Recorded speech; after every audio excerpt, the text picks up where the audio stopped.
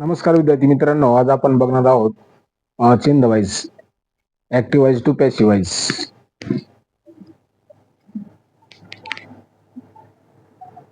Active voice मधून passive voice मध्ये कसे सेंटेन्स आपल्याला चेंज करायचे हे आपण आज बघणार आहोत.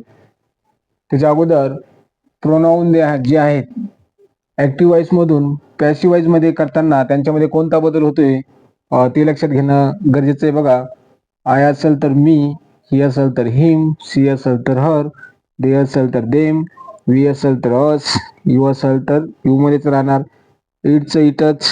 आणि इथं जो सब्जेक्ट प्रोनाउन जो असेल, जो व्यक्ती असेल नाव तेच राहणार.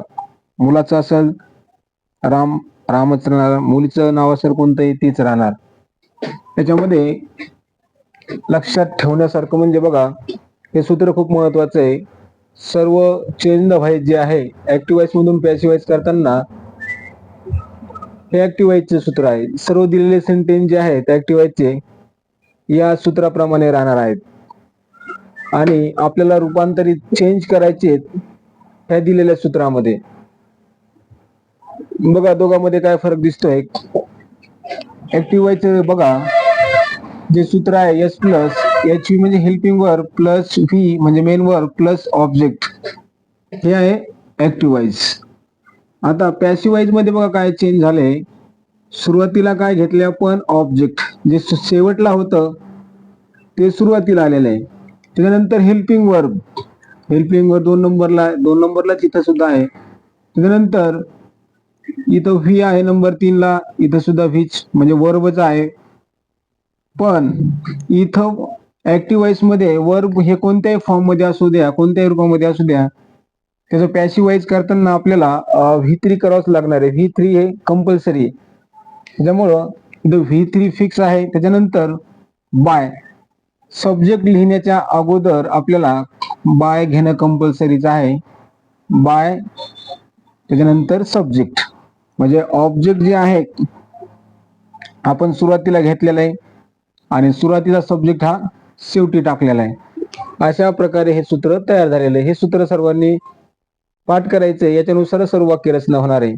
त्याच्यानंतर त्याच्यामध्ये चेंज द व्हॉइस मध्ये महत्वाचं म्हणजे तुम्हाला टेन्स माहित पाहिजे. ज्यांना टेन्स समजलाय त्यांना हे समजायला खूप सोपं जाणार आहे. ज्यांना टेन्स नाही समजला त्यांसाठी एक वेगळा व्हिडिओ बनवलेला आहे मी, तो नक्कीच बघा. तर बघा, त्याच्यामध्ये सिंपल प्रेझेंट टेन्सचं जर वाक्य असेल तर आपण एम इज आर हे महत्वाचे आहे. याच्यामध्ये जे हेल्पिंग वर्बचं काम करणार आहे. जर ऑब्जेक्ट एकवचनी असेल तर आपण इज वापरणार आहे.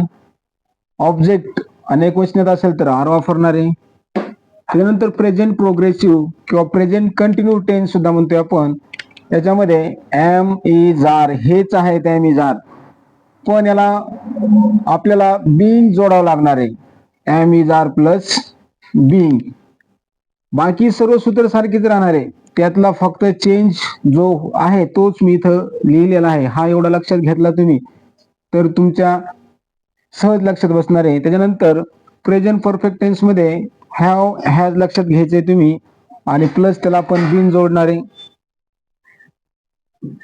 त्याच्यानंतर सिंपल पास्ट टेन्स मध्ये बघा, वॉज वेअर हेल्पिंग वर्ब मध्ये आपण वॉज वेअर वापरणार आहे.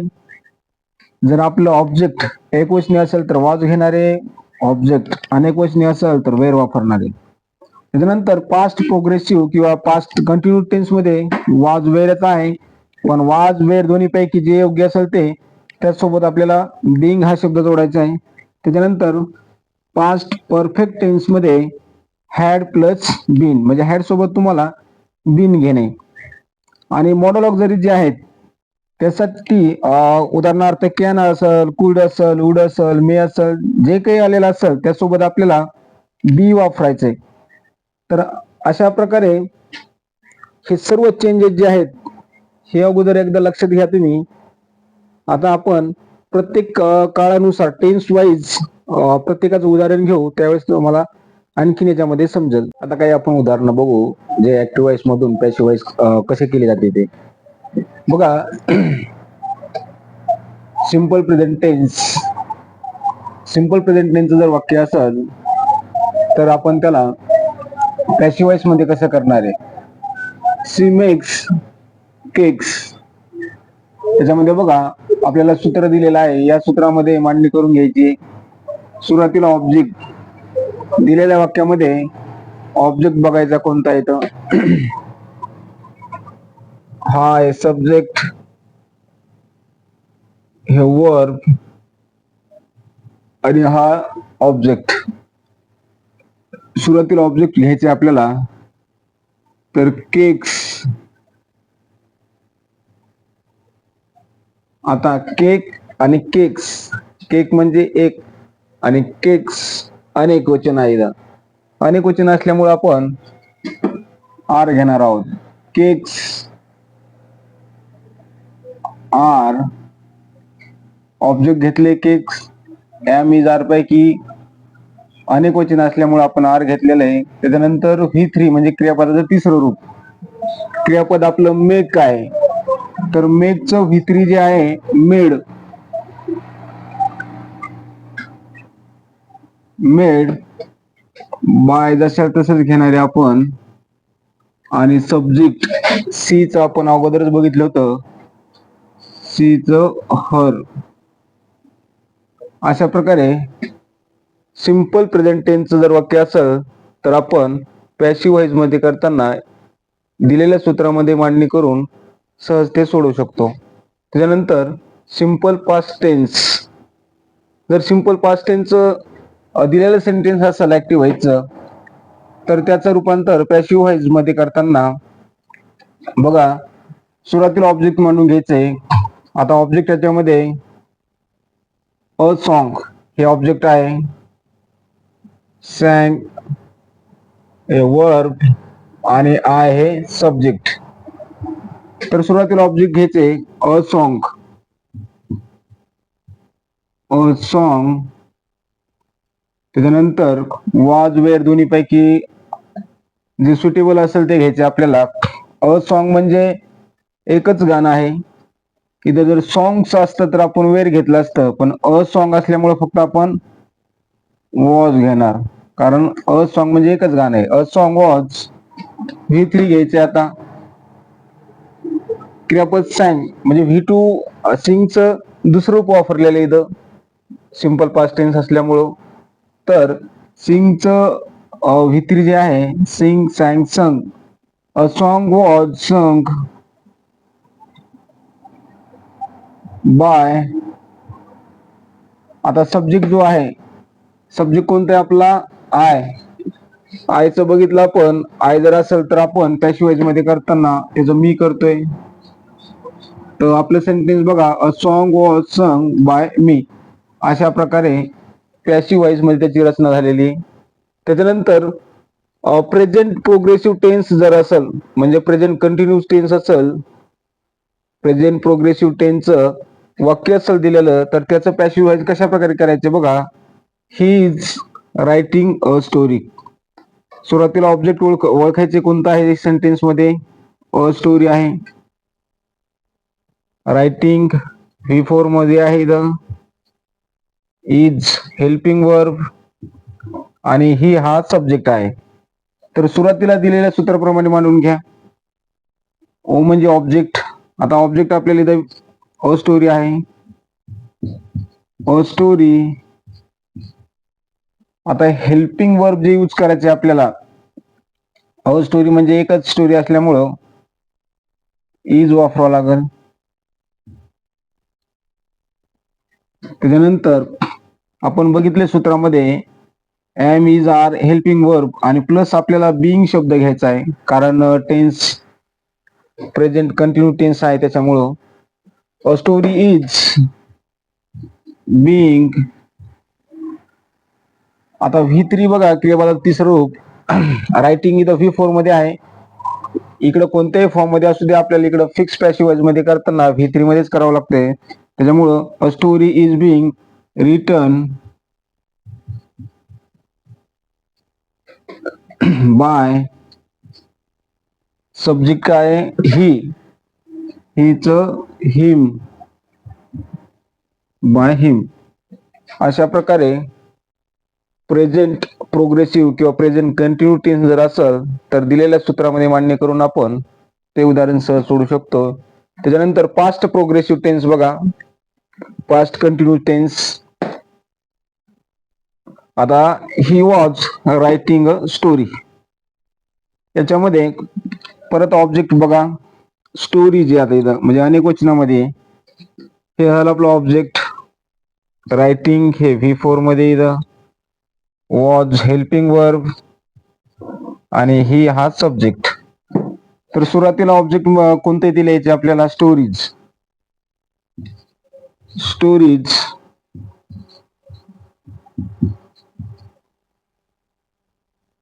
अनेक वचन असल्यामुळे आपल्याला वेळ घ्यावा लागेल. जर इथं नुसतं स्टोरी जर असतं स्टोरी असतं तर आपण वॉज घेतलं असतं, पण स्टोरीज असल्यामुळं वेअर घेणे आपल्याला. Stories were. आणि त्याचबरोबर पास्ट कंटिन्यूज किंवा पास्ट प्रोग्रेसिव्ह टेन्स असल्यामुळं बिंग हा हेल्पिंग वर्ब नंतरच घेणे आपल्याला, म्हणून बिंग स्टोरी वेअर बिंग. आता V3 आपल्याला बघा रायटिंग मध्ये आहे इथं, त्याच्यामुळं त्याचं रायटिंगचं रिटर्न होईल V3 मध्ये, म्हणजे क्रियापद तिसरं रूप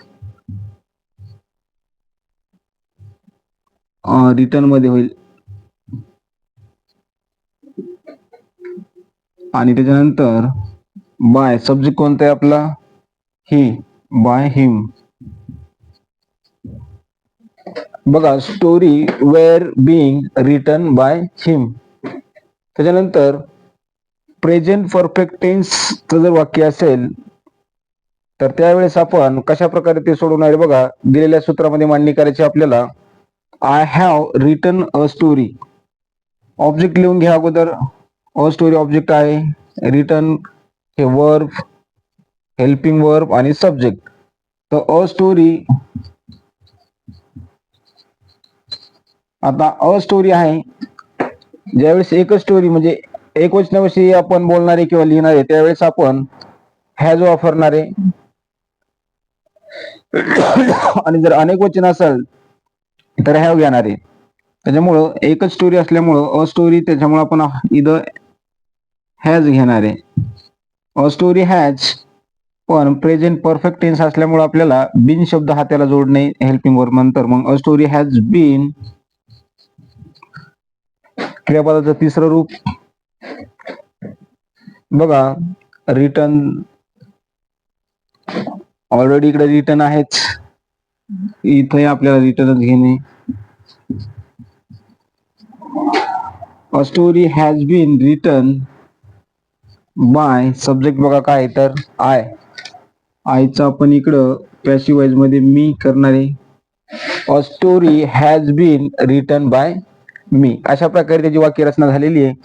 त्याच्यानंतर पास्ट परफेक्ट टेन्स मध्ये बघा दिलेलं सेंटेन्स पास्ट परफेक्ट टेन्स असेल तर आपल्याला पॅसिव्ह वाईज करताना he had written a story.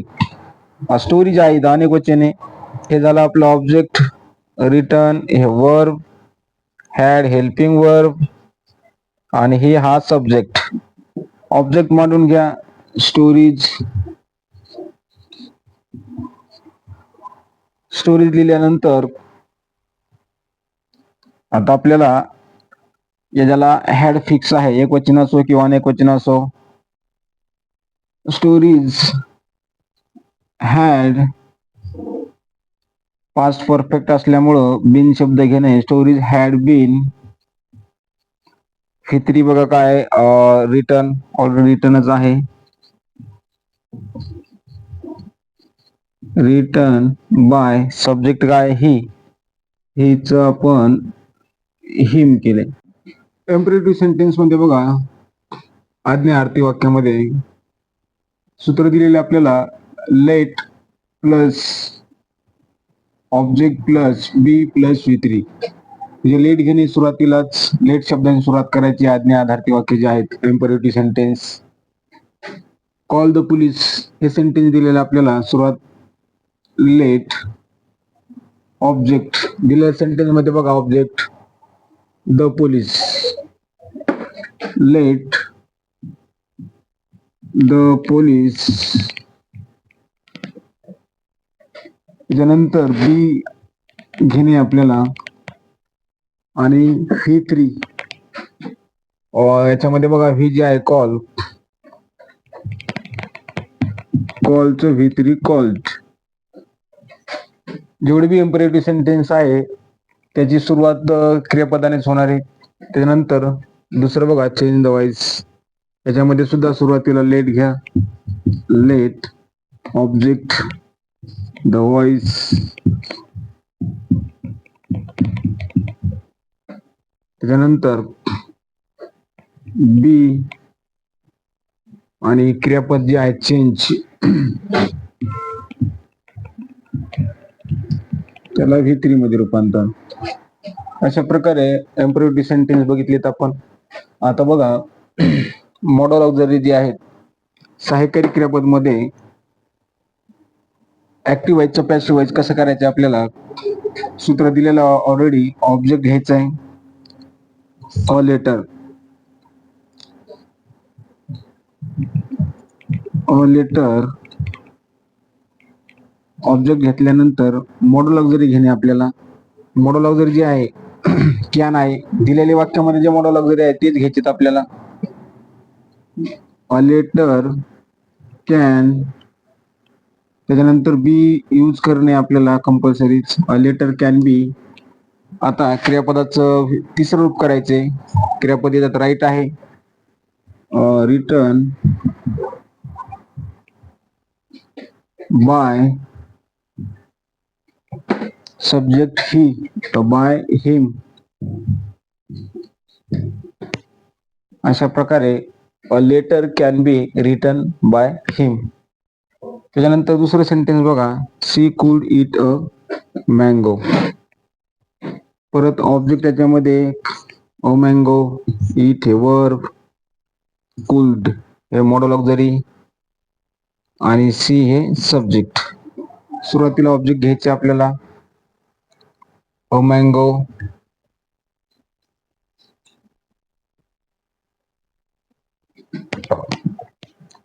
Modal auxiliary घे अ मँगो कुल्ड, त्याच्यानंतर बी घेणे कंपल्सरी, कुल्ड बी. V3 बघा इटचं रिटर्न करणे आपल्याला बाय सब्जेक्ट काय सी, तर बाय हर. अशा प्रकारे आपण आज ऍक्टिव्ह व्हॉइस मधून पॅसिव्ह व्हॉइस कशा प्रकारे करायचे हे बघितले. थँक्यू.